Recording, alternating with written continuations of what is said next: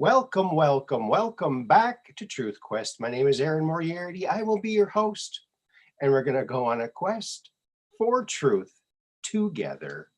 Yeah, isn't that nice? Yes, we certainly are. We're questing out there for the truth. How are you doing today, folks? Let me see over here. Getting a little bit of a late start. I was watching my buddy. Hello, Artist61. How are you doing today? All right.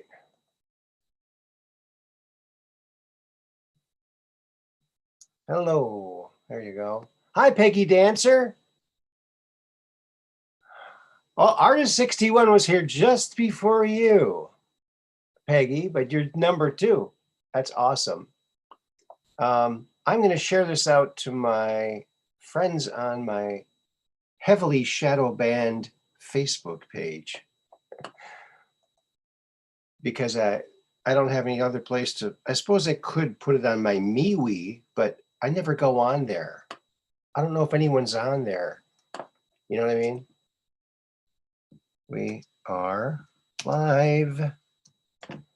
Yes. And call in. There you go. There's a good message for them. Maybe someone will see it. Let's just hope. Okay. All right. Well, I hope you're all having a fine Friday night. Boy, I tell you. Oh, you're number 2 on the likes, Mud Rabbit? Oh, I'm going to get number 4 on the thumbs up. I got number 4 because that's my lucky number now for a week. And I'll have to start, putting those numbers into my Hope Tax numbers, my lottery numbers. Hello, Catherine Weiss. All right. We got a good, solid crew here. Awesome. Thank you all for being here. I really, really appreciate it. This is episode 132. And boy, they go by quick, don't they? Yeah. I want to thank someone who sent a very generous PayPal to my PayPal account. And the caption was for your muffler fund. So I really appreciate that. And the name of the person is Anonymous. So there you go. I've always wondered, about this person Anonymous. Now I know. I don't know them, but they're anonymous. So thank you, Anonymous, for being very, very generous on my muffler fund. I think that's going to go a long way to getting that thing fixed, because I just can't get that car up high enough. Hello, Kelly George and Mad Podge. How you doing? Yeah, late start. I was watching my buddy Red Pill. He had a good show on today. He had Clay Clark and Karen, what's her name? Excellent show. So yeah, I was watching that. So there you go. That's what that was all about. But I'm glad that you're all here now. Sometimes I'm a little late, Time kind of is a shifting thing for me. It's always shifting, time. Remember when you were a kid that, like on a summer day, it would seem like a super long amount of time. Now one day it's like, boom, you wake up, you're going right back to bed. What happened? It goes by quicker. I think in part that's because as you live longer, you have more time to compare to that one day. And as you get older, that one day is much smaller. When you think about it that way, or even sometimes when you don't. So there you go. All righty then. Well, let's get this off in grand fashion, shall we now? Yes, we shall.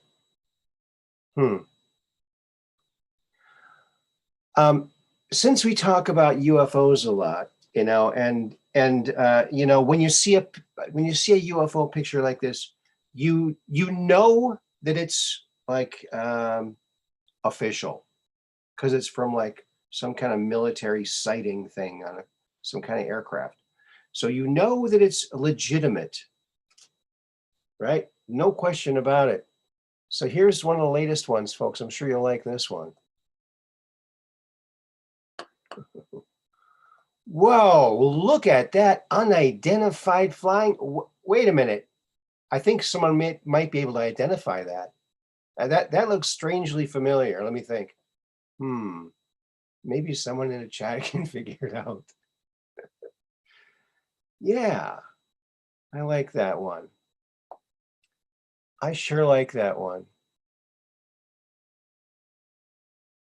There you go. Oh, Mad Podge, you need a pair of car ramps, but it's too cold anyway. Yeah, it's about 5 degrees here.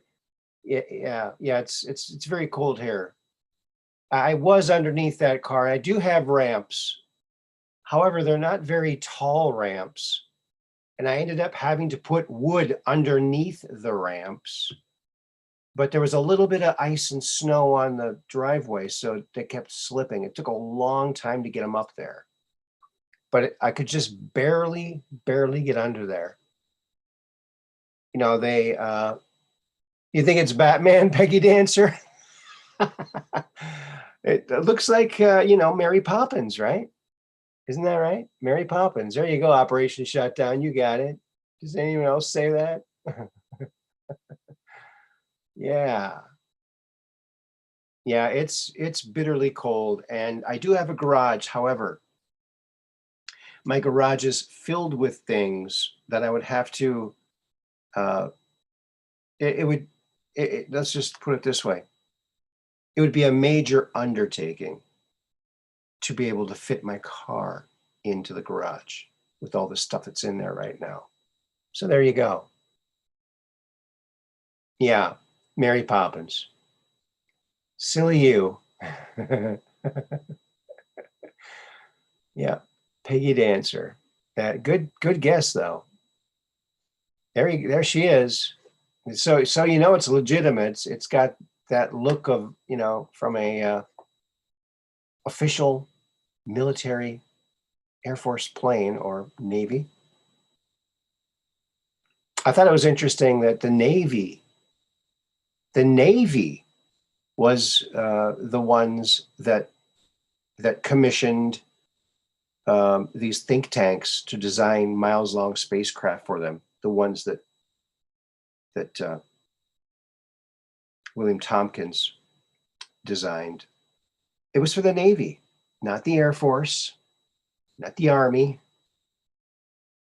the Navy. So there you go, the Navy. And that really makes sense too, because the Navy, what are they used to? They're used to ships going off in, away from civilization for long periods of time. That's what space is, right? There you go.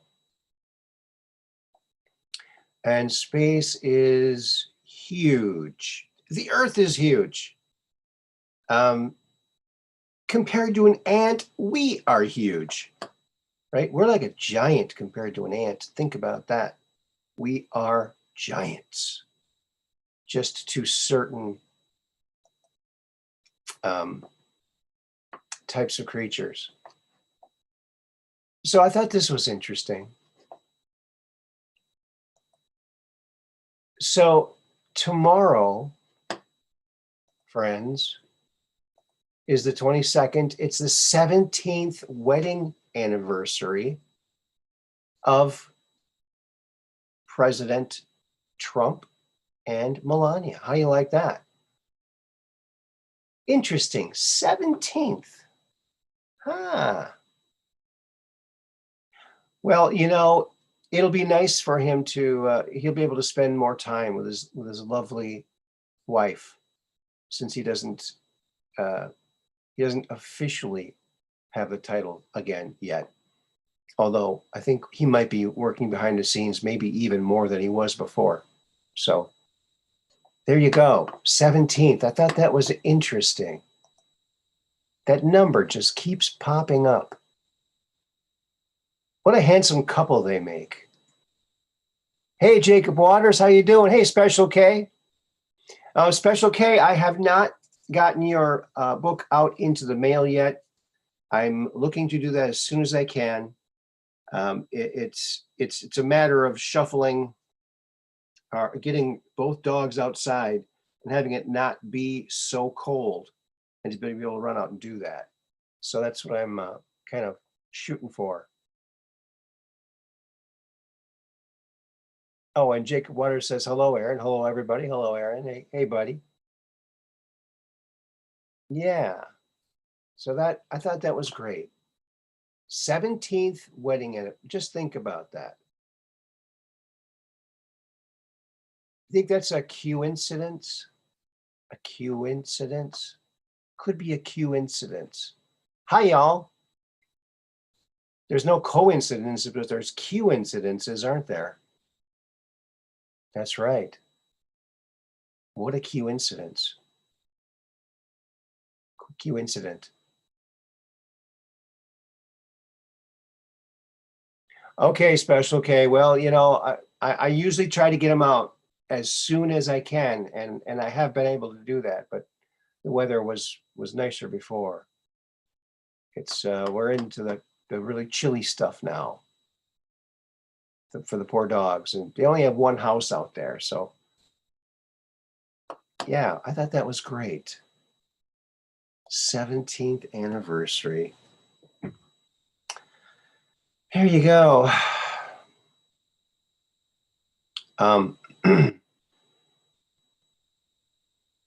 Let's see here. Let's get something else up on screen here for you to look at.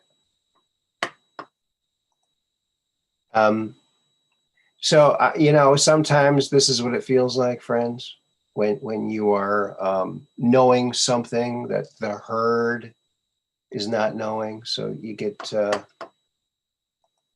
this kind of a thing. Yes, you all are wrong.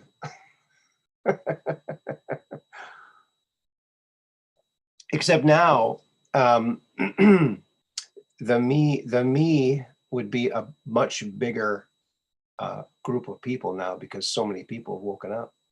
Don't you think? I rather think so. I rather think so. Yeah. Good one, huh?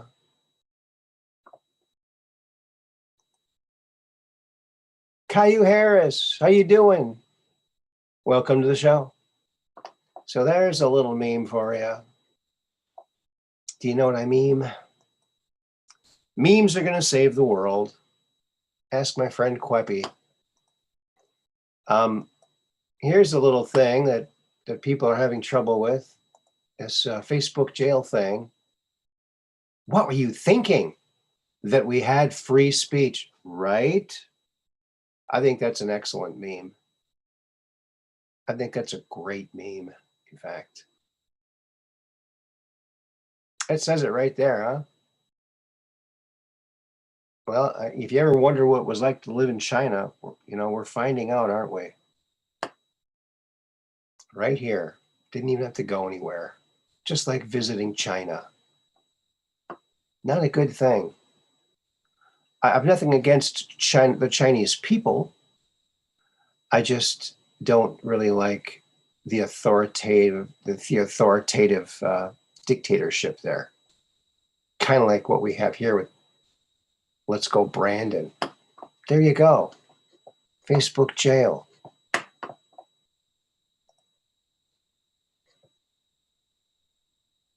Yeah. A lot of my friends have been in Facebook jail. It's just not cool.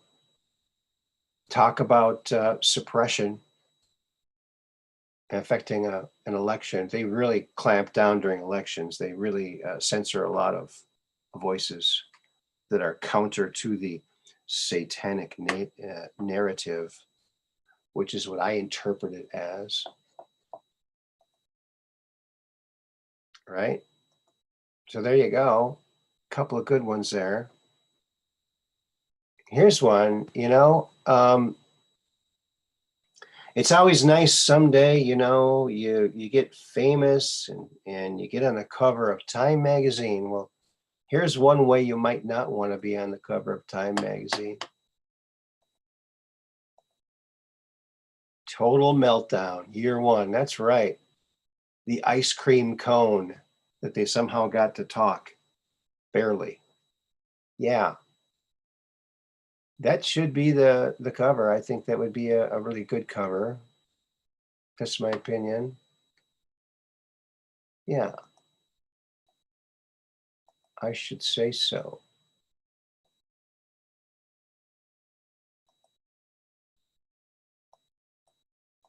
Don't you think? What's that doing there? Okay. All righty. All right. Yeah. Wow, Caillou Harris, you mentioned everybody there.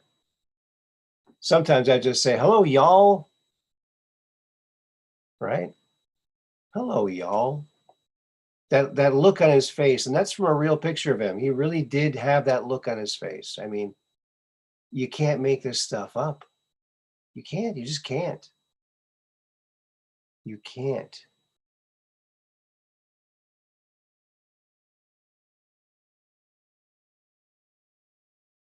Yeah, a mad podge. My foolproof way of staying out of Facebook jail: never get on Facebook. On Bookface. Shrug. Yeah, there you go.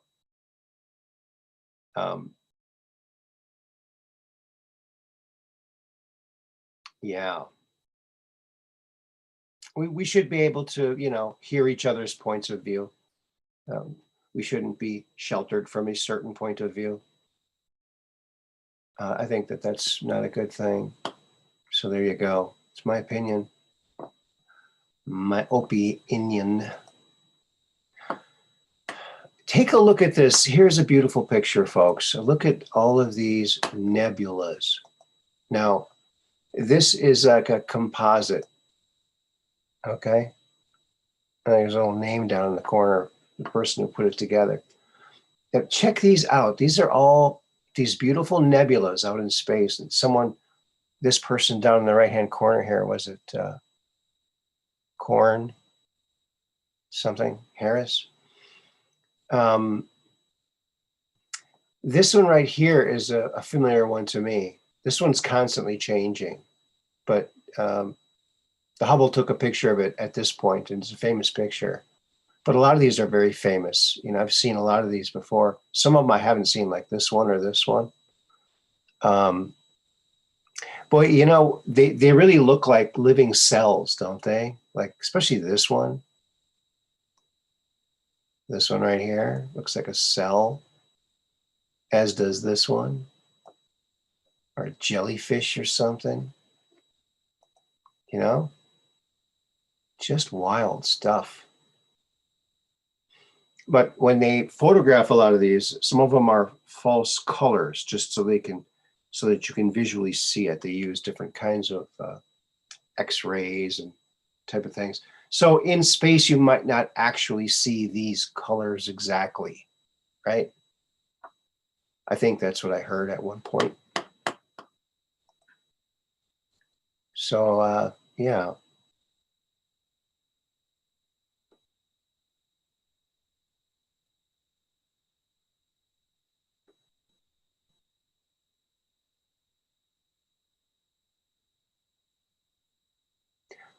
Oh, Steve McGrew had his Noodle Chat live tonight. It was a lot of fun. Oh, I'll have to check that out sometime. You were double timing Mud Rabbit.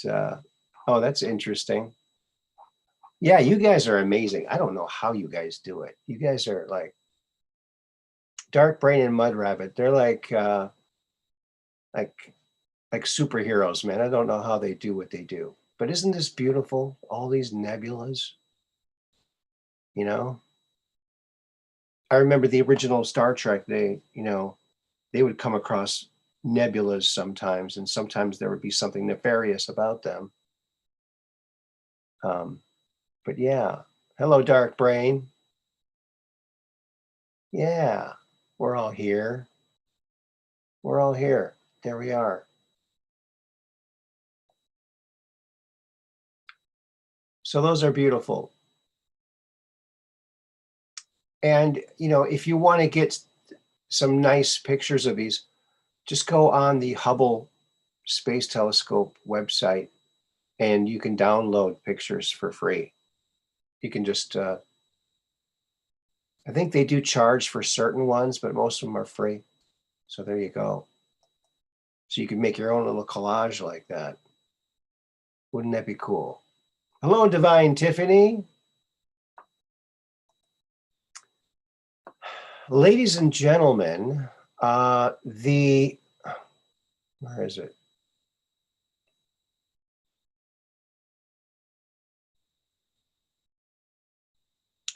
The James Webb Telescope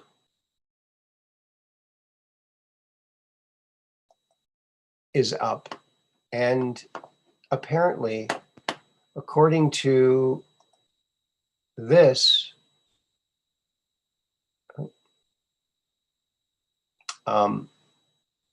this is one of the pictures that it took, apparently. Look at only, I'll go over here. So yeah. So this is from the James Webb Telescope. This is Jupiter. All right. So this is just one of the several pictures of Jupiter that they've got now from this James Webb Telescope. So I took some of these images and not this one in particular yet, or maybe I did. Maybe I did use this one. But I created some of my images that I generate from these, and I brighten them up a bit to bring the colors out a bit, and I mirror them. So let me show you what I'm talking about. And I've shown these before, and I have t-shirts of these too available on my merch shop.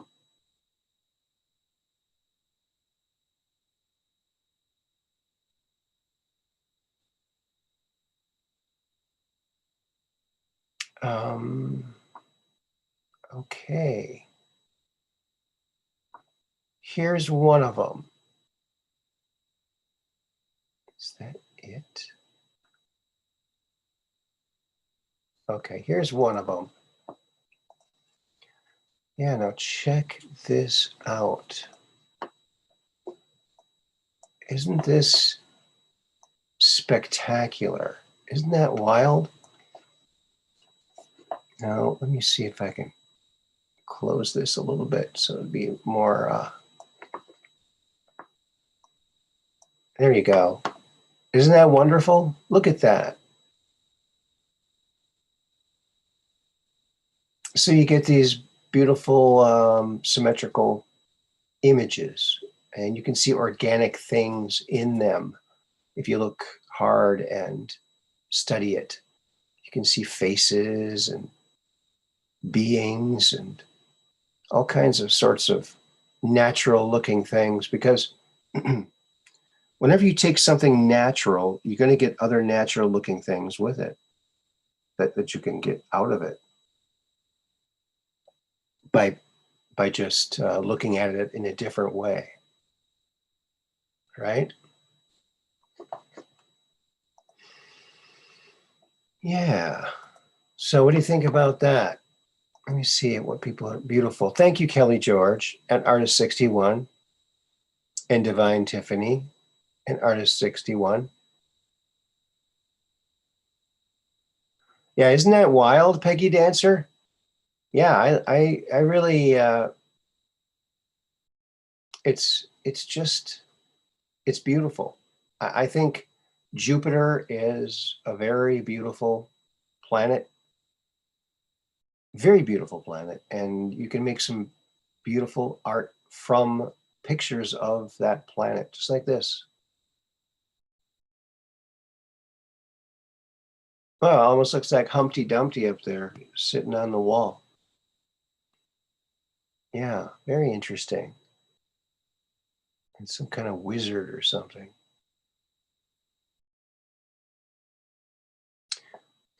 So that's fun. That's a lot of fun.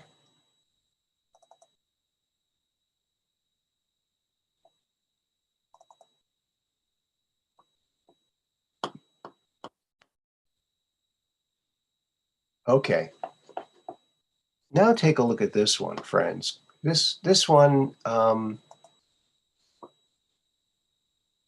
it was like a straight-on shot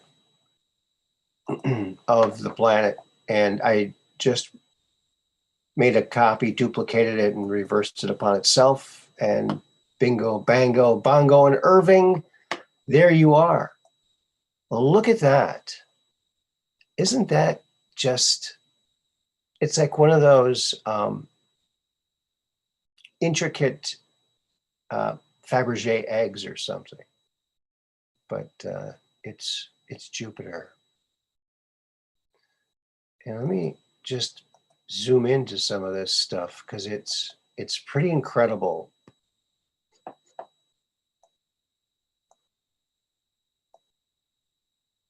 Look at that.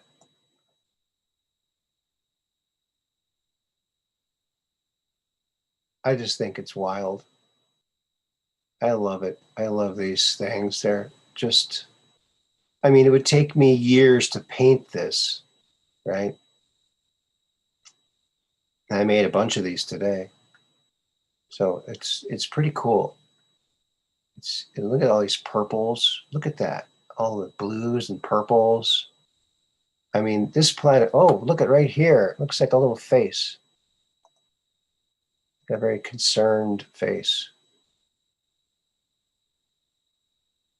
Yeah, you'll see lots of organic looking things because it's the clouds are very organic.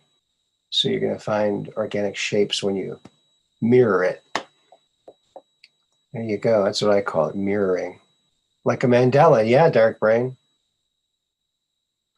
Yeah, it's just a beautiful, beautiful planet. And let's see here.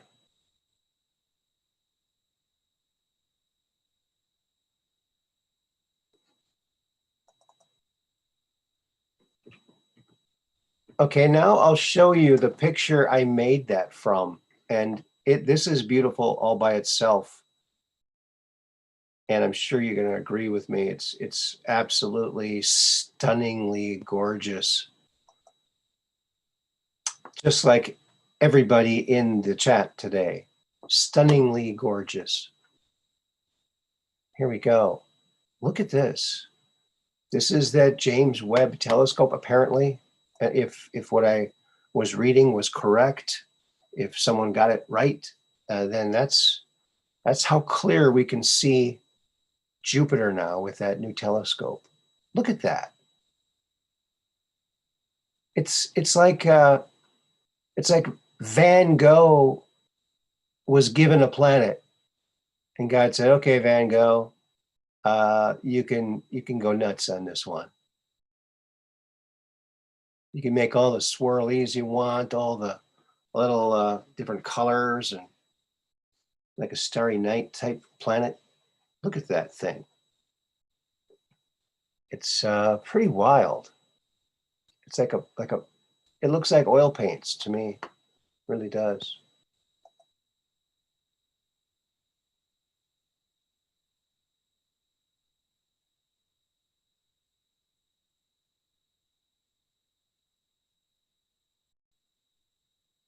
Oh, Mud Rabbit says, my mom was a shibori artist. Shibori? When she would unwrap the silks, they'd look like this. And we'd pour over them looking for images. Oh, wow. That's interesting. I got to look that up, find out more about that. I want to zoom in on this because I don't think YouTube is picking up the vibrancy of this. Oh, you know what? We gotta fuzz this out a little bit because it's pixelating. There we go. Look at that. It's just gorgeous. Look at that. It's just wild. I mean, if I painted this, I would be very proud. Like, wow, can't believe I painted that. Look at this little swirl right here. And remember now, according to Corey Good, there's living plasma life forms living in these upper clouds here, feeding off of the radiation. There's a lot of radiation on that planet. So, and all the white parts are frozen water vapor. So frozen water is, some of that is water. So, but yeah, look at that. It's just gorgeous. Just gorge. Gorgeous. So there you go. I'm going to put the call-in information. So if anyone wants to call in, they're welcome to. Copy. Paste. Let's see if I can still do this. Hope I did it right. Oh, the Japanese art of folding silk and other fabrics, tying them up to make sure they don't come undone, then dye them and steam them. Oh, so it's kind of like, sort of like tie-dye in a way.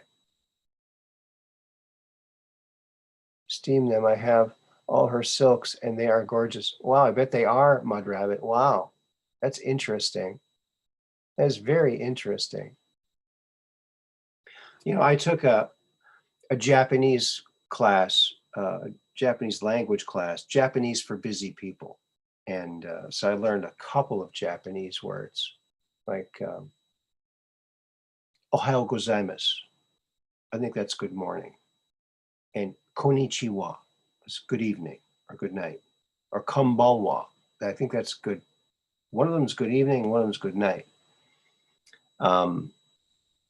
And I almost got to go to Japan. I was so excited, but that ended up not happening. Hello, Terry Hopper.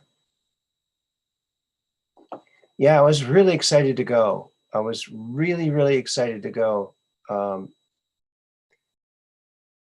And it was going to be a business trip. I worked for Tonka, and we were working with a Japanese toy company, and we were doing a joint venture where we the American counterparts and the Japanese counterparts working together to develop toys together for Tonka. And so, yeah, it didn't end up, someone else went instead of me. It was supposed to be both of us, but I never got a chance, and that was really sad. I was really looking forward to it. And I really like the language. And once I figured out that it was like the exact opposite of our language, then it started to click a little bit easier for me. Because it is exactly the opposite of our language in so many ways. You know, we read right to left, they read up and down, or down and up. And we say Mr. Moriarity, and they say Moriarty-san or Moriarty-Mr. So everything's just like a mirror. And once I got that idea, the rest of it kind of clicked right into place. But I'm very rusty on it now. And I used to love to draw, to write, because I had some correspondence with our Tozai, that's what they called it, the Tozai joint toy company initiative. So I would fax them. I think we faxed stuff back then. long time ago. And I'd sign it with, I would write something on the bottom. And they were always very impressed by that. Wow. Well, it's not that hard, you know. There it is, Jupiter. What a beautiful, beautiful planet. Yes. Yes, sirree. It surely, surely is.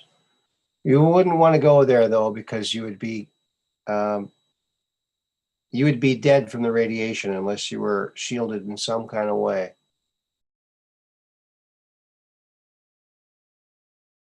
Okay. Here's another one of those mirror images.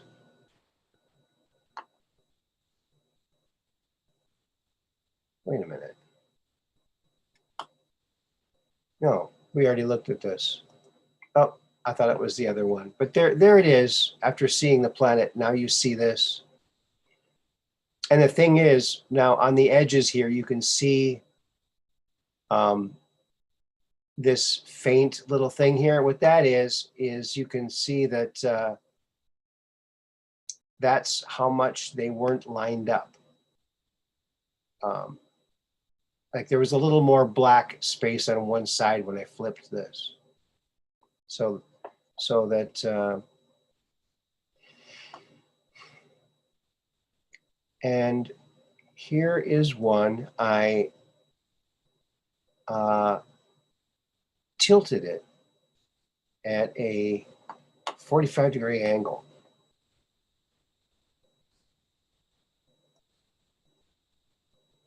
Oh, is that it? Here it is. There it is. And you can see now they're moved. There's more space here. And that just means that as you slide it along, you get different images. And since I tilted it, they're completely different images. So we can zoom in on this and you can see some of this stuff. Look at this.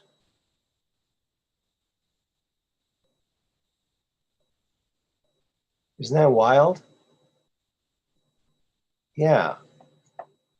I just think this stuff is mesmerizing. Let's see, get a little bit of darks in there. Give it a little more. There you go.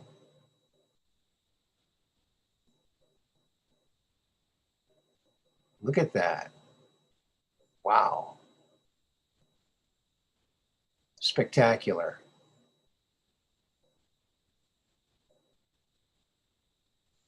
Wild stuff, wouldn't you say? Wild stuff. So there you go. Look at this thing right here. It almost looks like it's stone sculpture, doesn't it? Of some kind. Yeah, it's crazy. Crazy stuff. Love it. Visual candy. Visual candy, yes. Thank you, Dark Brain. Ship comms. Yeah, there you go. Ship comms. That's a good one. I like that. Hello, Austin Morris. Welcome to the program. We're looking at this artwork was created from a single picture of Jupiter taken by the James Webb telescope. And I was really impressed with the clarity and the colors and the detail that they're getting from this telescope. So yeah, there you go.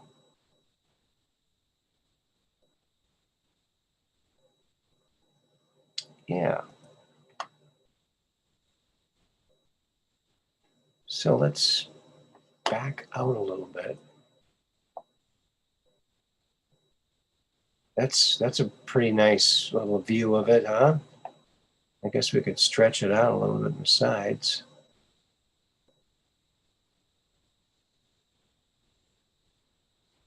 Oh, and you know what else we can do? We can tilt it this way. And now it has a whole different look. Check that out. It's wild stuff. So there's that. Interdasting, huh?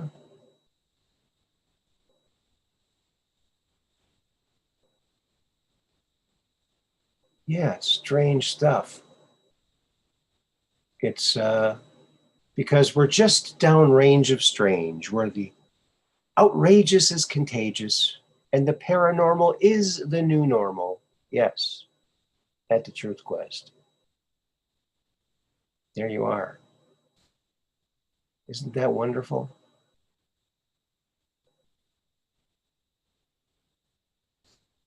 Yeah. Oh,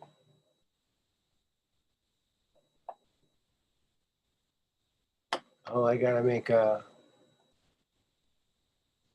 take a copy of this and send it to my little friend over here.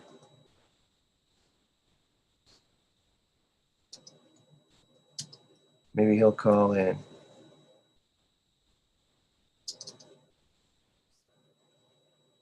There you go. All righty then. Yeah. Isn't that stuff cool? Yeah, it does look like a robot in armor or something, doesn't it? Mud Rabbit. I know. I was thinking that same thing too. Like some kind of, see a guy like that on some kind of horse with jousting, like space jouster or something. Yeah, he is cool. Maybe I'll zoom in on him again.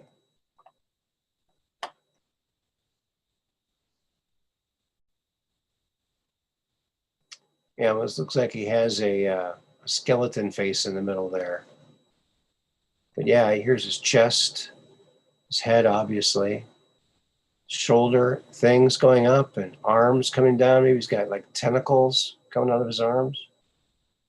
And he's kind of like cut off at the waist, or maybe he's underwater here. I don't know.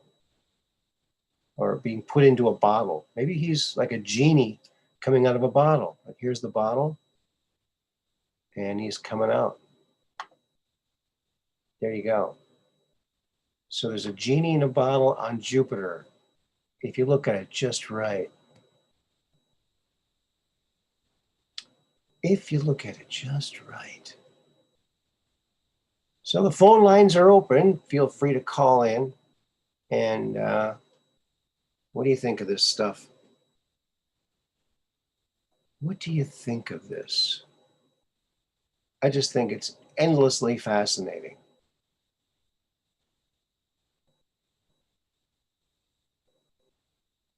Oh, he's got blue trousers on. Oh, I see. Yeah. Okay. Here's his knees right here. Oh, here. Yeah. Here's his knees. And he's got like long, like, like, uh, like frog feet. He's got frog legs or something, or just real long socks. Yeah. That does look like that. Isn't that amazing? Now, even if you just like, if you outlined this and just filled in the outside with different, just a plain color, this would stand out more, you know. But the background's pretty cool looking, though, isn't it? Yeah, it's just pretty. It's pretty amazing. And like I said before, I stumbled upon this technique. It just happened by accident. Oh, and this looks like a woman's face, almost like Carol Burnett or something, and she's got some kind of thing over her nose. Here's her smile down here, short hair, eyes, and she's wearing something here. Could be. Yeah, it's. Oh, look at this thing right here. It looks like a bird in an airplane.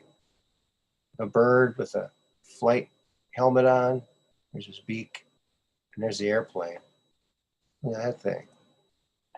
Oh, we got to fuzz it out just a touch. There we go.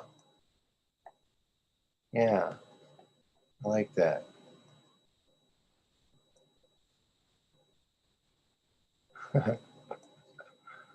Oh, yeah.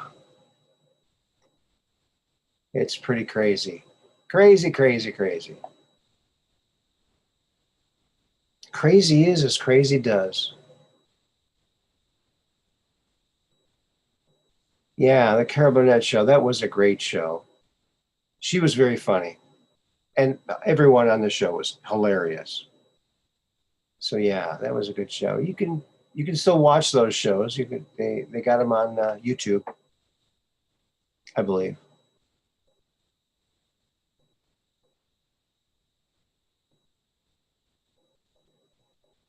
Yeah, when I upgrade something on my computer here or my I think my Zoom, if I upgrade my Zoom uh, package, I might be able to do these more smoothly and it'd be moving much more smoothly, not so choppy. So something to look forward to. Something to look forward to. There you go. Yeah. Boy, did you see that volcano, the Tonga volcano going off? Did you all see that? Because that was pretty amazing. I think this is it. Yeah, here it is. I'm just going to show this because it shows. Oh, where is it? Where is it? Uh-oh. Oh, there it is. Here it is. Okay. So we're just going to like show the first part of this. There it is. Look at that. We're going to go back again and watch it again. Watch this. It's, oh, oops.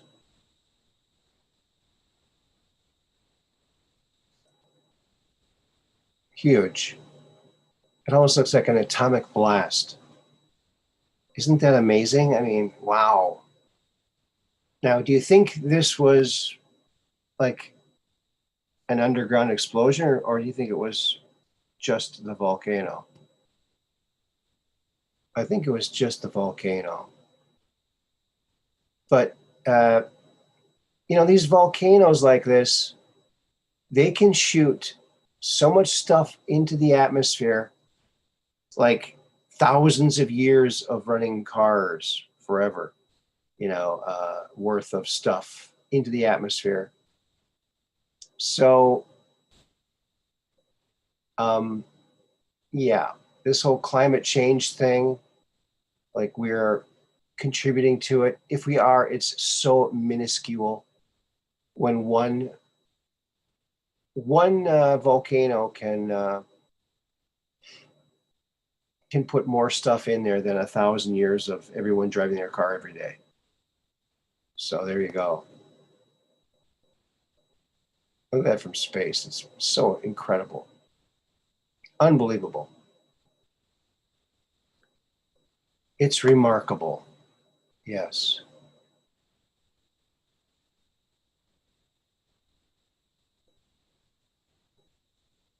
The biggest eruption on the planet in more than 30 years. Wow. That was the biggest in 30 years. That says a lot. Now, remember, if you remember what Corey Good said, he said that he was told that the solar flash would happen. We'd know we're getting close when we saw a lot of volcanoes going off. And he said this many years ago already, like 6 years ago or 5 years ago or more. Um, and there's been a lot of volcanic activity since he said that. So, yeah, something to think about. Yeah,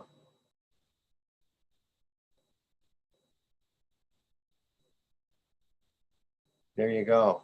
look at all that stuff that one volcano did. Tsunamis all over the planet. Surfers were really having a ball out there. Probably the dolphins are riding the waves, you know. All right, a tsunami. Woohoo. They're loving it. Doesn't happen every day, does it? Thank goodness it doesn't happen every day. But this is another reason why a smart alien race would not want this planet. It's too volatile. There's other planets that are not doing this kind of thing, okay? This is not a normal thing. I think they could find much more stable places than someplace like this. Plus all the bugs. They don't want the bugs. Yeah. That's my opinion. I'm sticking with it.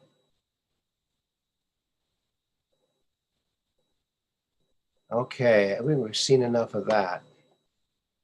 So what do you think about that? Isn't that just curious? Just strange, huh? And then, you know, some people will say, oh, they're cleaning out the underground tunnels. Well, or maybe there was a base there. Yeah, I guess it's a possibility, but there's also a volcano there, right?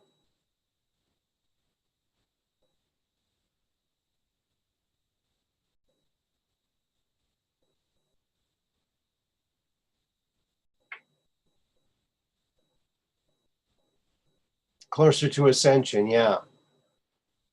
Yeah, everyone's rushing to ascension, but you know, I really think we should just enjoy our lives right now because and yeah, work towards ascension, but I mean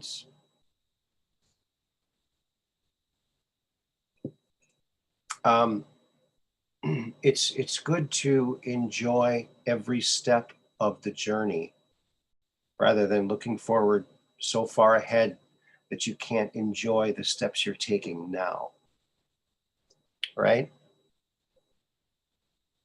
That's what I think sometimes. We need to really be thankful for the now because the now is all we really have. And if we spend all of our now thinking about something in the future that might or might not come, then we're not living our best now. It's good to be knowledgeable about what might come, but I don't know. I don't know what I'm trying to say. There you go. Yes, enjoy the journey. Yes, that's right. Because when we're looking so forward to the something in the future, we're not smelling the roses on the way. And by the time that future thing comes, maybe we lost our sense of smell and we can't smell the roses, you know? So enjoy the journey. Yes, enjoy the journey. That's a really eloquent way to put it, Mud Rabbit. Enjoy the journey. That's right.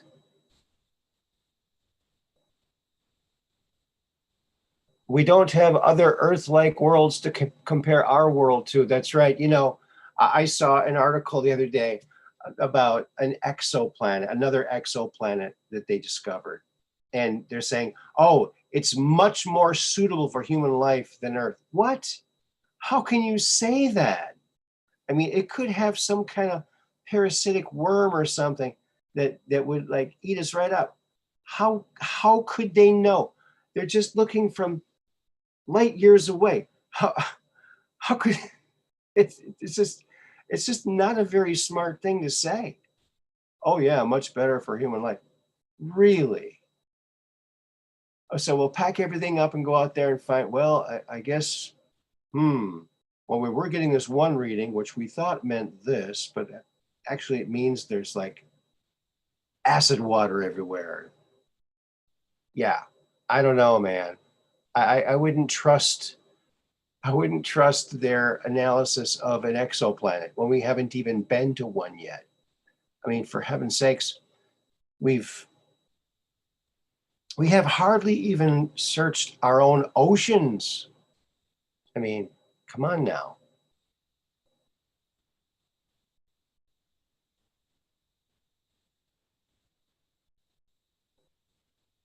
So there you go.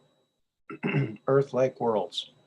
Earth-like worlds. Well, from what I've gathered from these people who claim they've, it's all this claim upon a claim upon a claim.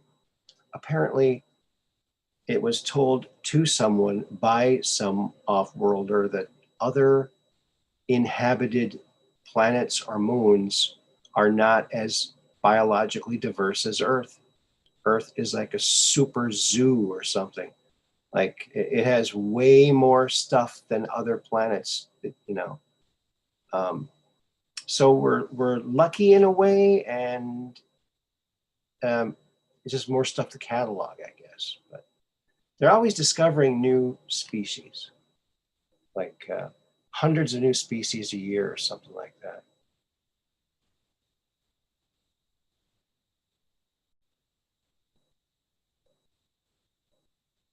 David Wilcox said there is a super Hawaii out there, but he didn't say where it is.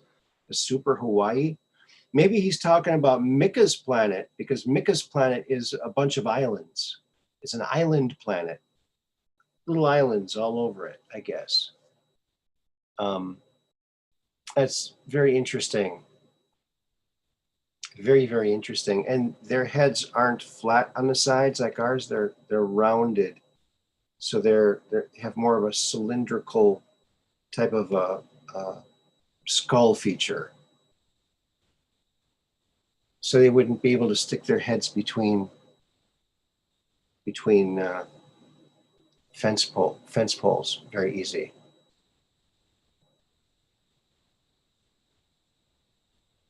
That's because it was created by our creator.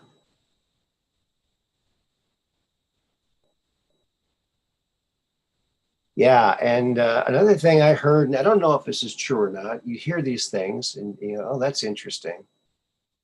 That, and I think Wilcock even talks about this too, that planets have their own template for life or solar systems. So any life that starts up or gets put there is kind of ruled by this template. And there was some talk about these beings who came here to Earth from somewhere else, and they had like almost like an elephant nose, or a cross between an elephant and like a walrus type of nose. And they were very mean, but they had this distinctive look. They didn't look human. But as they stayed here for generations and generations, they slowly started to look more like the life on this planet, because there's this life template that kind of keeps everything, I guess, cohesive with the environment, I guess, right? Life template. I thought that was interesting. It sounds like a very interesting hypothesis.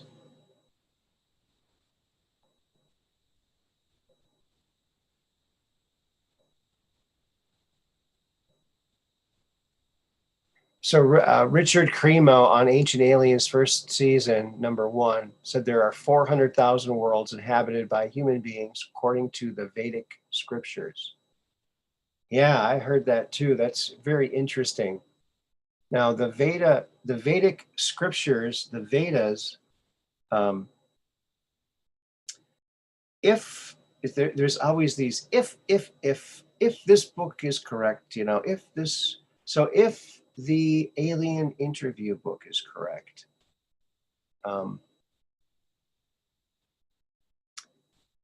the Vedic texts that were, according to Errol, who was allegedly, if you can believe the book, allegedly was the engineer pilot of the Roswell crash, and he was the sole survivor. There was no gender, but Matilda said she had a sort of a motherly woman type essence about her. Errol said that, they had conquered this evil empire that was ruling this galaxy, and they put they cut the top off of a mountain in the Himalayan mountains, and they put their base there, and they put like a holographic image of the mountain over the top so that the local people wouldn't look up and go, oh, look at those aliens up there. And so they were fairly hidden, but some of the native people there, found out about them, and they were interacting. Errol said they weren't supposed to do this, but they were interacting with them. And they were giving them little limericks and rhymes and things, which became the Vedic texts. And Errol was telling Matilda that these, for one thing, they were not supposed to be interfering with the human population. But also, Errol said that those texts are not all true, that it's kind of like if you raised someone with like Mother Goose being your religion, that they're kind of like Mother Goose rhymes that they were teaching these indigenous people, kind of like with some truths, but some maybe not so true things. So I thought that was interesting, if you can believe that. So there's the pile of ifs that you have to climb over to think about it that way. But yeah.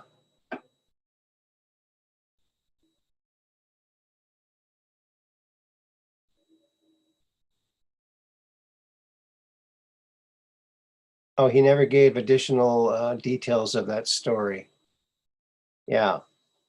Yeah, the Vedic texts are very interesting. And, after reading that book by Lawrence Spencer, Alien Interview, it makes me more curious about the Vedic texts than I was before.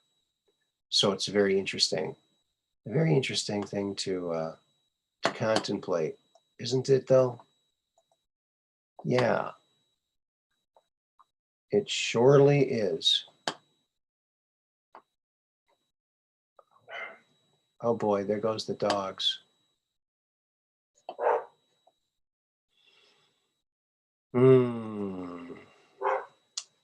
Dogs, no. Oh boy. Oh boy.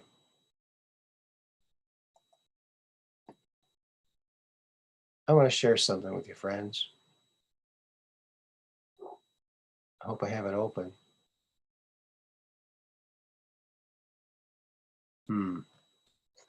It looks like I don't have it open, so I have to open it here. But it's worth the wait.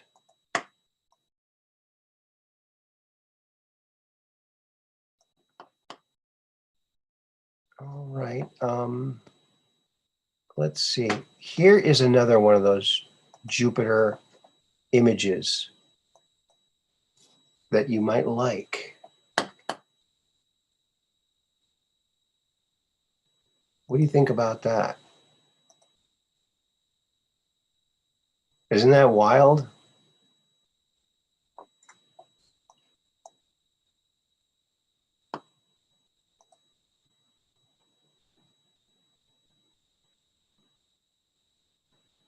Wild stuff, huh? Oh, there goes the phone. Oh, it's our good friend, Bruce Holmes. Holmes, I presume? Piqued my interest. We're on the air. We're on the air. I know. Okay. I know. Well, welcome to the show. I know. Thanks for telling everybody so that They don't mistake me for a plant. A plant. Hey, look, I'm calling because I am really interested in what you just said about the Vedas, and I'm not taking a side here yet. Okay.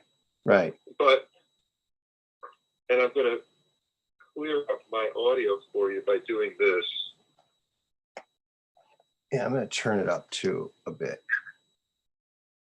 Oh, I didn't know. It was all the way up, I guess. Oh, I just discovered something I didn't know. Yeah. I didn't know that I don't have a way to talk on my iPhone 12 because I did not know I have to have a special speaker setup microphone, so I have to talk this way. We can hear you. We can hear you. 5 by 5. Is this a better? Does it sound better for you? It sounds great. Or does it? Okay, thanks. All right, so it's funny because I just caught the end of that. I don't know who you were talking about. I know you said it was the book. Mm-hmm. Yeah. And I think you said, what was the name of the author? Ireland or? No, Lawrence Spencer. Lawrence. I'm going to take some notes here because I've got it. This is so interesting to me, and I'm going to tell you why in a minute. But first of all, you probably remember that I've told you that I've pretty much, I'm not going to say I'm a Vedic scholar because I'm not. Oh, okay. But I'm very familiar with the Vedas. Okay. However, we're not really talking about the Vedas in this particular case. We're talking about the possibility that the Vedas do not have the history, as you said, that we think. Right. And then the second thing, and I think I'm just going to say this, and you can correct me if I don't go or repeat correctly what you said. But the second thing that you're saying that's in this book is that the person is claiming that an extraterrestrial race had somehow superseded the culture by, as you said, they created a holographic imitation of the top of the mountain to hide their presence. Mm-hmm. Is that correct? Yeah. And then they began giving out these, let's call it poetry, because that would be what the Vedic scriptures look like anyway. Right. To the people. Now, here's what piques my interest when you tell me this story. Okay. You know who Al Bielek is that correct? Or yes. Do you know? In fact, I was just listening to your interview with him. It's very interesting. Oh, okay. So in an interview that I had done with him, which I'm still looking for, it's someplace in my files, we talked, probably the one that you listened to, he talked a little bit about the concept of the reptilians using, I don't think it is actually in there, so I'll just say it. He talks about, in an interview that I did with him, that in the Philadelphia experiment, when that, he calls it a rip in the fabric of time, occurred during the Philadelphia experiment. Okay.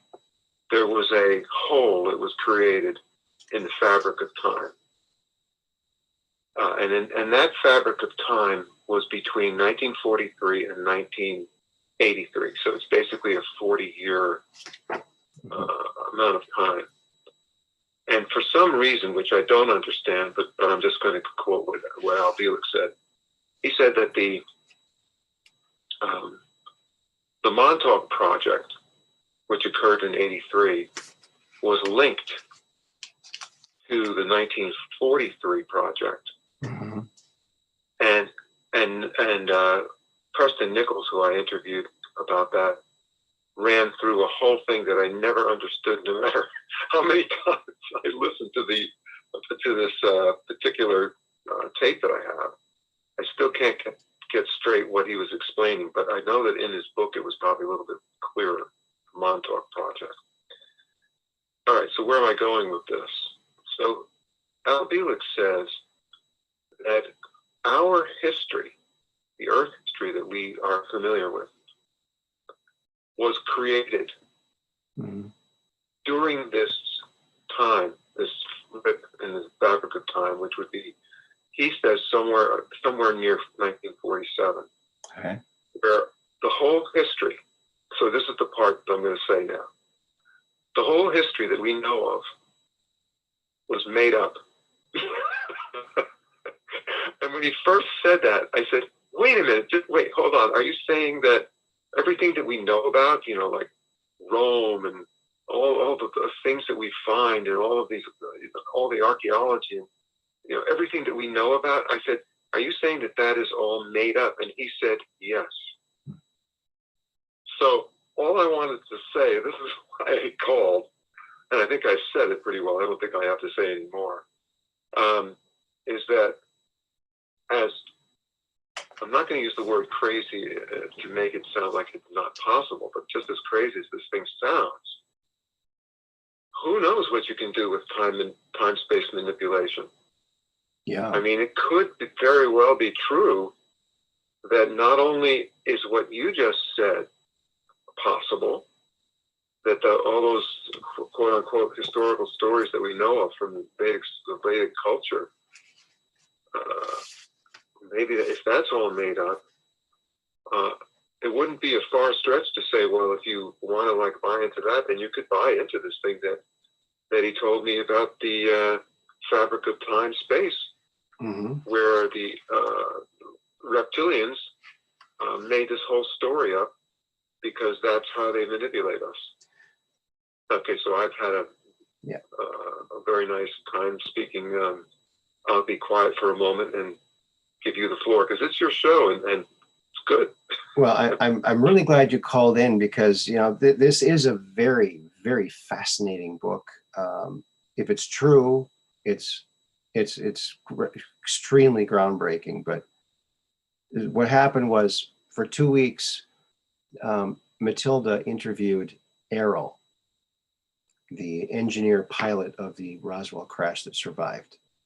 And the military always had these questions they wanted, how did you build your ship? Where do you make them? What is your propulsion? All these questions. What are your armaments? And Errol would always say, I'm not going to answer any of those questions, but I will let you know some things I think that you might be interested in. And he was telepathically connecting to this other mothership somewhere else and getting information on Earth. So now they have a hive mind. Is that correct? Well, at least that's what I understand about. It seems like that could be true. Just judging by what she was saying about Errol. Errol was able to communicate telepathically with this other ship to get some of this information, because Errol didn't really know. He was an engineer pilot. He wasn't a historian, and he didn't know much about Earth. So now he was what, an extraterrestrial that they were able to keep alive? Yeah, Errol, the sole survivor of the Roswell crash, because how do they spell his name? Do you remember offhand? A-R-I-L, Errol. Oh, Errol. Okay, Errol. A-R-I-L. I think that's how it's spelled. But so yeah, that's cool. So and Matilda O'Donnell McElroy, however you pronounce that, she was the Army airfield nurse that went in the Jeep to go see the crash site. She was one of the first ones there, and the survivor Errol started telepathically communicating with her, but in more like picture forms, and it wasn't exactly clear.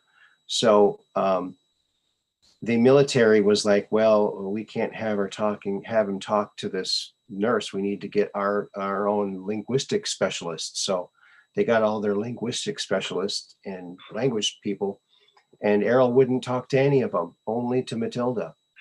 So they decided, after they were having a hard time kind of understanding everything, they thought, well, maybe we should teach Errol English. And they used the McGuffey reader, the reading system from like the 1800s, and taught Errol the language, and he always had like a list of books, or she had a list of books, and would read through all the books. And when she was all done with all that, after a few days of that, or a week of that or something, Errol was like, I'm ready to talk to you again. So that's when Errol gave all this information about our past. And they said that when they entered this universe, they were from a different universe. When they entered this universe, in this galaxy, there was a force that Errol called the Old Empire. And they were very brutal, totalitarian regime, very nasty. They'd been in power for trillions of years, so they had no need for managers or artists or inventors. And they didn't want psychopaths and murderers. So they took all these souls of these people they didn't want anymore, and they put them here on Earth and created a prison planet where when you die, when you're disembodied, your soul goes up, your immortal spiritual being, your Isby, what Errol calls it. You're disembodied, and the Old Empire put these force screen traps all around not only our planet, but throughout a lot of the galaxy. And so when you're out of your body and you come near one of these force screen traps, it emits beautiful light and music that's irresistible to an Isby. So when the It's Isby, like being a fish seeing a worm. yeah. So when the Isby goes into this area, they get trapped, they're locked in, and all of the energy they use to try to get out is used against them to electronically shock them and to erase their temporary memory. And then they're hypnotically given a false purpose and sent back to the planet to be born again into a new body and to have a supposed new life. But during our history, during the Renaissance, when all these things were discovered, Errol said that happened because some of these force screen traps were damaged. Some of the system was damaged, and people remembering their past lives. Like some of the great mathematicians, they didn't think of all that stuff themselves. They were remembering what they already knew that took other civilizations thousands of years to discover. So on other planets, apparently, when you die and then you're born again, you remember your past life and you can continue your work. Here, you're deprived of that. And so on that mountaintop, they thought they had wiped out all of the old empire, but there was a secret base under Mars that they didn't know about. And they surprise attacked this mountaintop, killed 3,000 of their members of Errol's people. And they've been coming back trying to find their members and to try to tell them, we miss you, come on back. But they can't convince them because they don't remember it. And they said they had a pine cone shaped thing that they called the Tree of Life in a little pack that they, like a battery pack, a power pack that they would carry, that you can see in Sumerian sculptures. Errol said this was, they call it the Tree of Life, and they could detect souls. So they detected their people in the human population, and some of them in dolphins and some of them in whales. But they could never convince these people that they were who they were. And Errol said that they'd never come across anything like this before, that they might come back and fix it in 5,000 years or so, or try to fix it, but they've never run into a prison planet like this before. And they didn't know really how to rescue their 3,000 members. So, hey, Aaron, I'm going to get off because I don't want to, I want to allow some other people to come on and comment. All right. But this is really cool, and let's follow up on this because appreciate you. It's a great show, man. Thank you so much. Thanks. And I've been listening to your show and Timeless Voyager podcast. That's it, right? Yeah. Timeless Voyager. Hey, incidentally, if you want to listen to something interesting, check out the one by God. It's called Goddess Irina 1. The number 1. Goddess Irina 1. Okay. Goddess Irina 1. Yeah? Hey, listen, yeah, Timeless Voyager. It's a Timeless Voyager radio podcast. Excellent. Yeah. All right. Yeah. And great show. Just so you guys know, this guy, he is a famous guy here because back in the day, there were only 2 paranormal radio shows. One was Art Bell. The other one was Bruce Holmes, Timeless Voyager. Right? You got it, man. Thanks a lot. Thanks for the plug there. And he's putting up he's putting up the best of his shows. He's recirculating them. So go check them out. They're incredible. Some of these people have passed away. So this is important archives. So check out Timeless Voyager podcast. Yeah, you can get it on Spotify and Google Podcast and almost every one of them. Okay. All right, I'm going to run, man. Thanks so much. You're welcome. Thanks, Mr. Holmes. Okay, Mr. Moriarty. All right. Take care. Wow. What a treat that was. We got to talk to our old buddy, Bruce Holmes.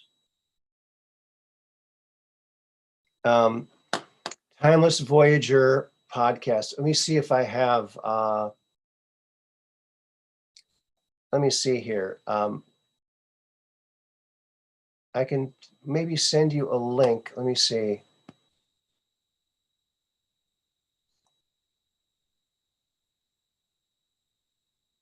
Okay.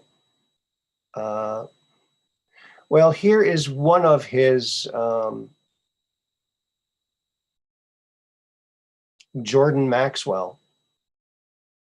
So I'll give you this. This is one of his, and you can find him from this information, I think. Okay. So I hope he doesn't mind me sharing this out.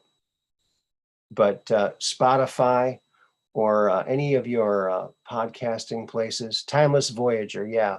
There's one of his episodes there that he put up. And I think you might be able to get back to his channel from that. If not, you'll have enough information. Just punch in Timeless Voyager, Bruce Holmes, Holmes without the E. Okay. Bruce Holmes. Timeless Voyager podcast, yes. Yeah, he's something else, man. I'm really glad that he's getting back in the game. Very cool. It's good to have him back. Oh, Caillou Harris, where can you find information on what I was just talking about? That is from the book, this book right here. It's called Alien Interview. And I know it's kind of hard to see the title here. It's in red. You see, Alien Interview by Lawrence R. Spencer. Oh, there goes my light. My light just fell. Okay, there we go. So yeah, that's the book. Now, the way this came about, the book came about, is very interesting too. Lawrence Spencer was writing a different book. He's a writer, and he was writing a book about the Wicked Witch of the West. And he did some research on the Wizard of Oz and found out that the Wicked Witch of the West, her skin was green and she had these powers because her father was an alien. So he was trying to, Lawrence Spencer was trying to research aliens, and a friend of his said, oh, you should talk to this woman, Matilda O'Donnell McElroy. And there's a picture of her right there. She was an Army airfield nurse at Roswell, and you should probably talk to her. So he called her up. I think she was in Colorado or something like that. he called her up and they talked for like a half hour, had a very nice conversation. He described the book he was writing and the research he was doing, and he's trying to find information about aliens. And she said, well, I was there in, at Roswell in 47, but there's nothing I can tell you. And he goes, well, okay, well, thank you for talking. And then that was it. After he got the book published a little while later, he sent her a copy of the book. 7 years later, he gets this package, this envelope, this manila envelope package from Ireland, from Matilda. She explained that her and her husband were reaching the end of their lives and they wanted to be able to die together because they were both going to die. So they went to Ireland where they can do this. They can, they have more options for end of life choices, let's just say. So she sent him this information. These were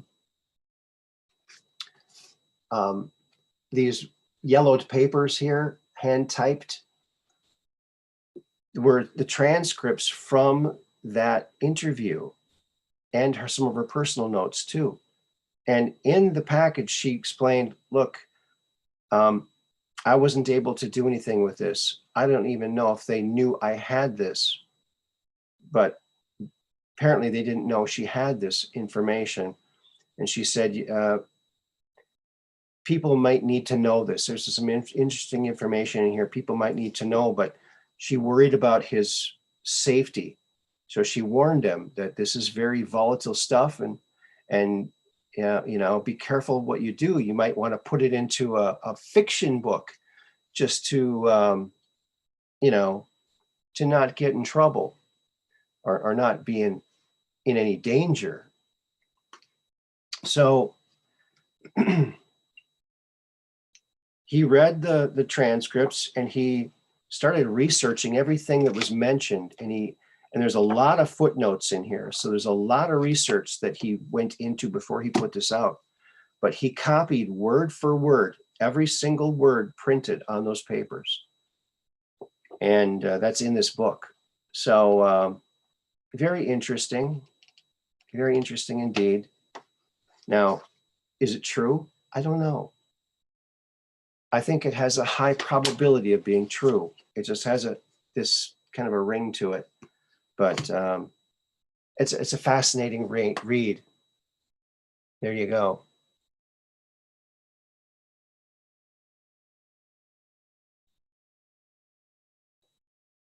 Oh, yeah, I think you can just push Alien Interview by Lawrence Spencer, Caillou. Just push that into Google or Amazon, and you'll find that.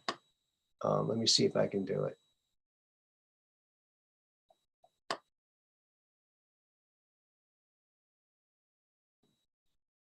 Amazon.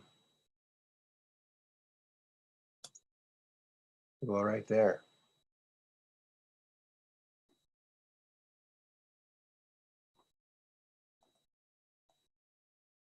Oops. I guess I got to go on here.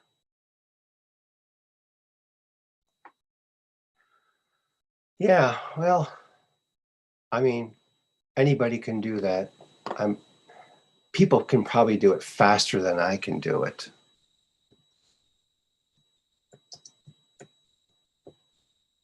I only use one finger or two fingers to type with. There it is. There it is. All right.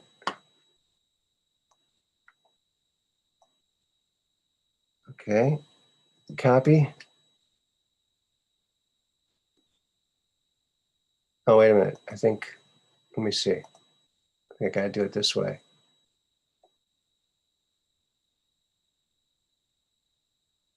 Is there a link here?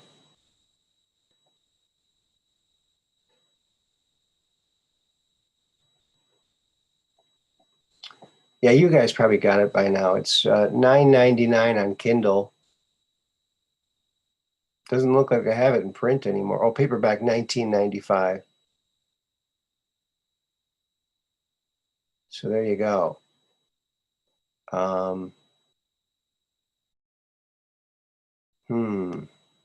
Shouldn't they have like a link? They should have a link on here. I don't see a link. This link up here, but I think that goes to my personal thing. I don't want to give that out. I'm not sure how to do it. I'm sure you can find it.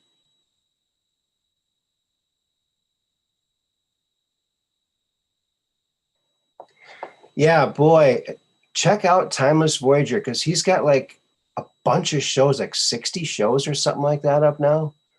And he's got like Zachariah Sitchin. He's got, which one? That guy, what's his name? Well, Al Bielek, which I heard today, but also, oh gosh, I can't remember this fellow's name. I hate when that happens.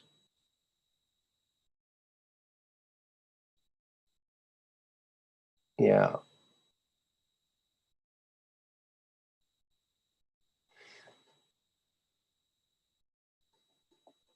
Clifford Stone, yeah. Yep, he was hired by the Army or by the military.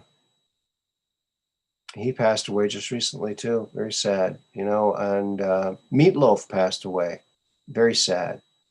I had his album. I don't know what happened to my album, but I used to have Bat Out of Hell. Great album. The guy had an amazing voice. And wasn't he in what's that movie? That cult classic. I can't remember the name of it. But he was good in that too.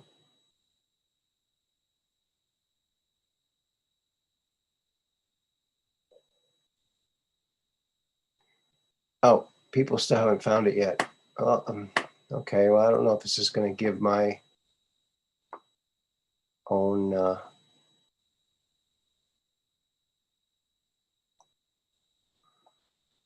I don't know. Let's see. Try this. Copy. Paste.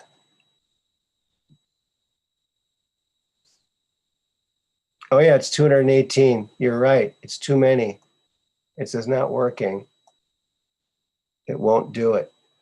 Yeah, you'll just have to go onto Amazon and just punch in Lawrence Spencer alien interview.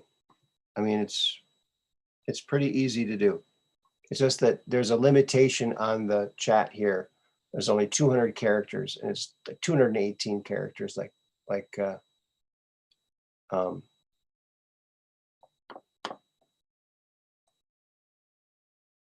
Dark Brain was saying.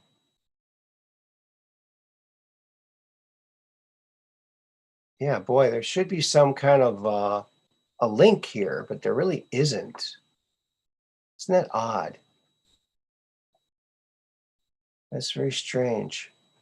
But yeah, it was easy to look up. Just go look it up. Oh, wait. Share. Share via email. That doesn't help us.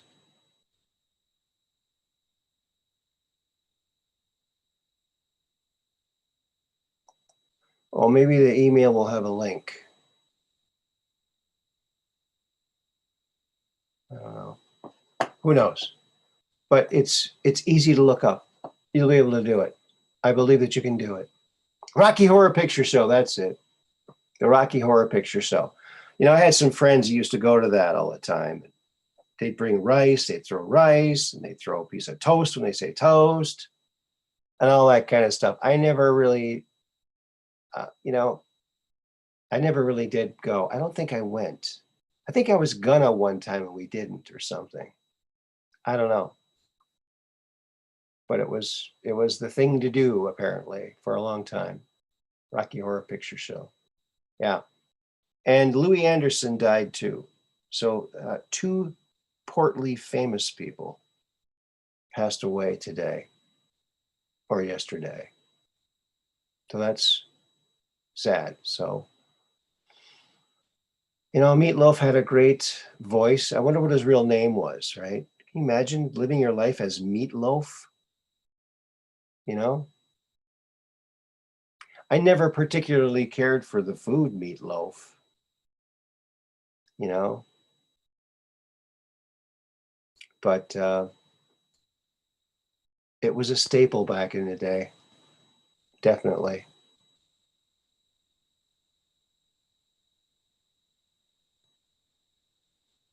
Oh, Mud Rabbit, you did it. She's got the Amazon link. You got it. See, these people rock. I don't know how they do it, you know?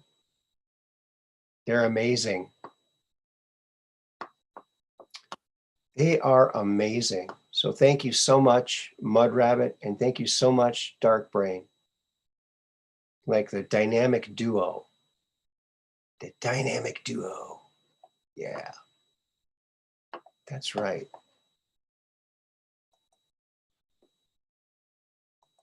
All right. And yeah, let's see here.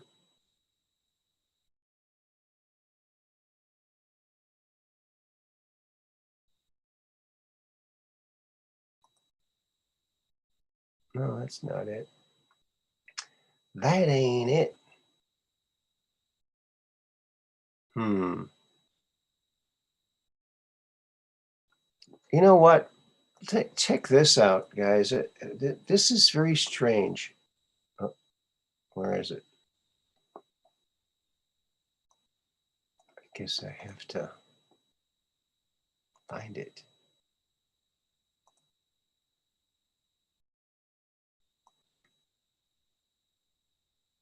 I guess I have to find it. Oh, maybe I don't have to find it. Hold on a second here. Oh, yeah. There we go. Now, here's a picture over Russia on the ISS. Now, take a look at that round thing with spikes on it. I think the space station has COVID. Look at that. Like a gigantic COVID there. Isn't that strange? It's like a giant COVID thing. What is it? What is that thing? Do you see that orange round thing? Like a hippity hop thing? What is that? You know, Meatloaf had 3 major hits, and I liked 2 of them. So I guess 2 out of 3 ain't bad, huh? I think that was one of them. 2 out of 3 ain't bad.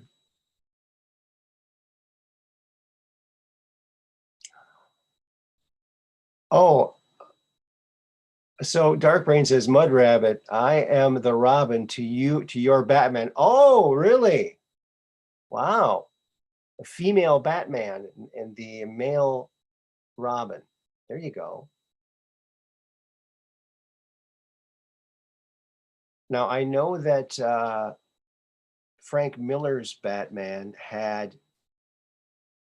on the second or third Robin was a girl, but a really good fighter. So yeah,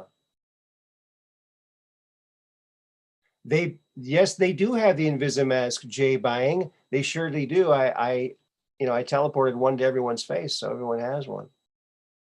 It's my gift to humanity. It's not every day you get a chance to save humanity, so you gotta just you throw that kosh right into the wind, right? You take that kosh and you throw it right into the wind. Kosh into the wind. There you go.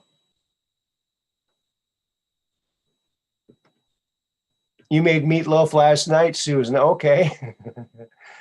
Oh, wow. Yeah. Can you imagine having that name? That's right. just ask me and I'll teleport one right to your face. You already have one, but if it fell off, let me know. Of course, you can't feel them. They work with your immune system. And yeah, they're fantastic. It's the Invisimask. Yeah. Yeah, well, that was fun. I'm glad that my friend Bruce Holmes called in. That was fun. He's such a nice guy out there in Santa Barbara, California.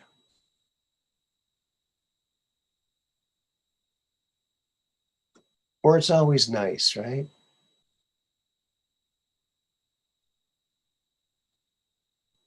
Oh, Trump dropped a post of condolences for Meatloaf. I guess they knew each other. Oh yeah, I bet they did. Yeah.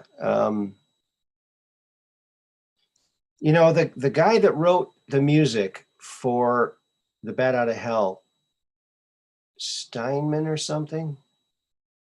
Um, the songs were brilliant, and Meatloaf was such a great vocalist. That very powerful combination. But something happened with the next album that was supposed to come out, and for something happened where Meatloaf wasn't going to able to do it, or something happened, and Steinman, I think his name was, he did it himself, and I got that album. It was actually a good album, and he had a good voice too, but just didn't have that power, that that oomph that Meatloaf had. So if he could have got Meatloaf to sing that album, it probably would have been a much, much bigger hit. But yeah.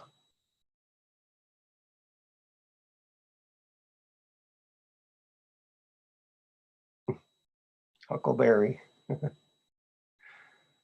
Yeah, that's really sad that Meatloaf passed away.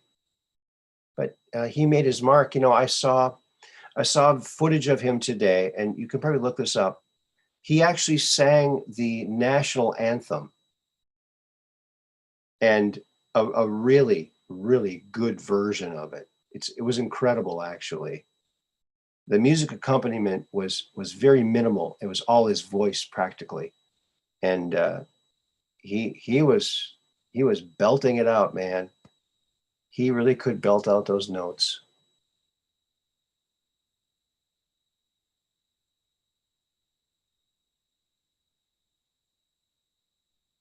Bob Lazar has a series of Matilda O'Donnell McElroy here on YouTube. I thought this sounded familiar, but it's not the same one. Oh, really? Interesting.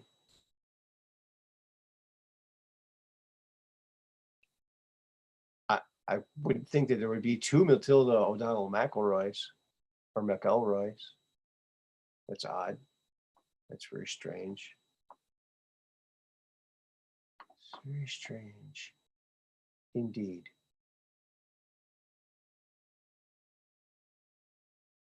Oh, this, friends, this was what I was looking for.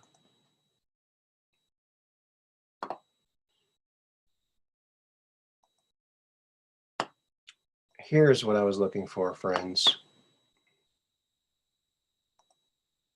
I think this is it. I hope this is it. Let me see. Yeah, this is it. Look at this. A student in my first grade class wrote this today. I never want to hear how kids are resilient ever again. Look at, okay, here's his drawing. Okay, the dove is already there. I have a dream to have COVID be over. Here he's got the face mask on, and he's got a big arrow. Like, drop the face mask, and then he'll be happy.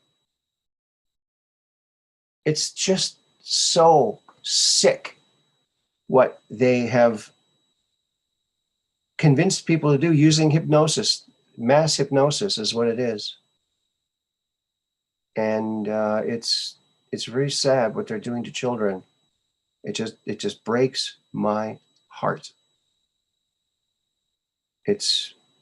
we're going to have a lot of work ahead of us to help these children to live the best life that they can after this horrifying thing and everything that came along with it. The people yelling and yeah, it's got to stop. And we need to all stand up and tell them we got the Invisimask on. See, this is the reason I invented the Invisimask and why I sent one to everyone's face. Because I don't want this kind of thing to be happening. I don't want children to be the dream that you have as a child should not be, oh, I wish I could breathe. I have to put this face diaper on. That shouldn't be a kid's dream. My goodness. My goodness. It just makes me sad, friends. It makes me deeply, deeply sad.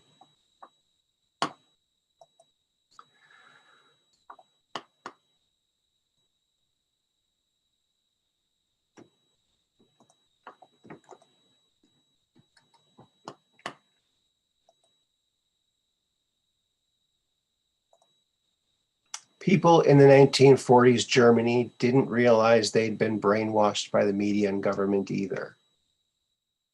That's right. That's right.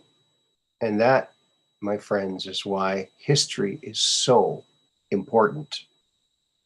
All of history is important. We need to see the mistakes so that we can avoid them. I just can't believe that the face masks were used again from 100 years ago. That's what they did for the Spanish flu. And I think their intention was the same maniacal people. They want depopulation. And they thought, well, in 1918, it worked. More people died from bacterial pneumonia from wearing masks than they did from the Spanish flu. But so they thought they'd do the same thing again. But guess what? Back then, in 1918, how often do you think they were cleaning those masks? How many times do you think they were using dirty masks? Okay. The masks have been harming people here in mental ways, in breathing, in physical ways too. Kids dying, running with wearing a mask. But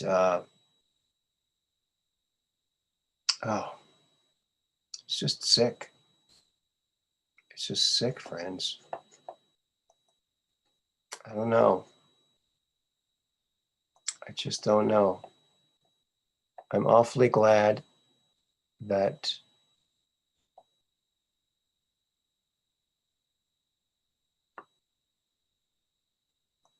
it's all starting to stop.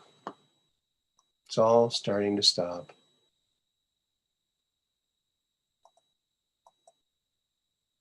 And I think we're going to end it on this, friends. A nice, beautiful picture from Jupiter. I think things are turning around, friends. So many things are happening.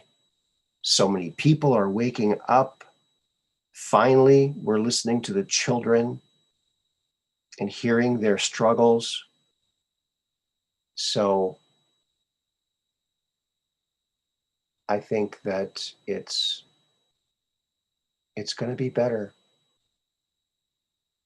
And I hope that comes very soon for everybody involved.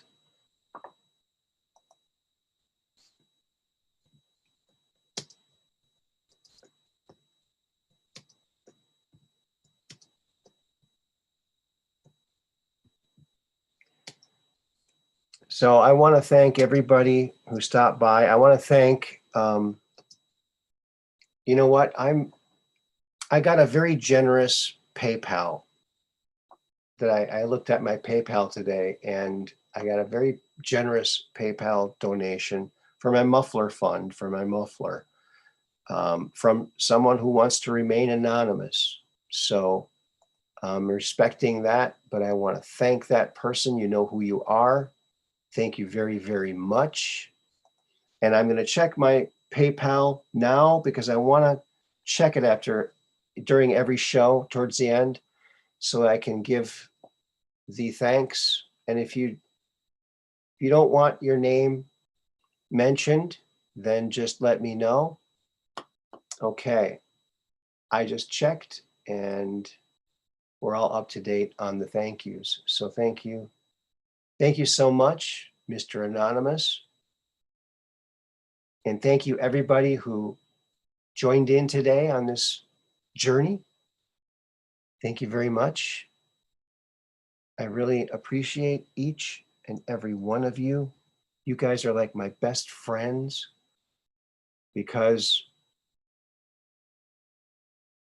we're just downrange of strange, where the outrageous is contagious and the paranormal is the new normal. Yes. That's how you know you're here at the Truth Quest. So I want to thank you for spending time with me. You guys rock. You guys rock.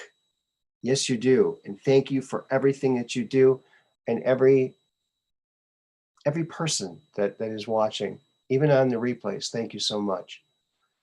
And so keep your eyes to the skies. Keep that phone, your camera ready to take that picture of that UFO so you can come on to the show and talk about it. But you don't have to wait till you see one. You can call anytime. But until then, peace in.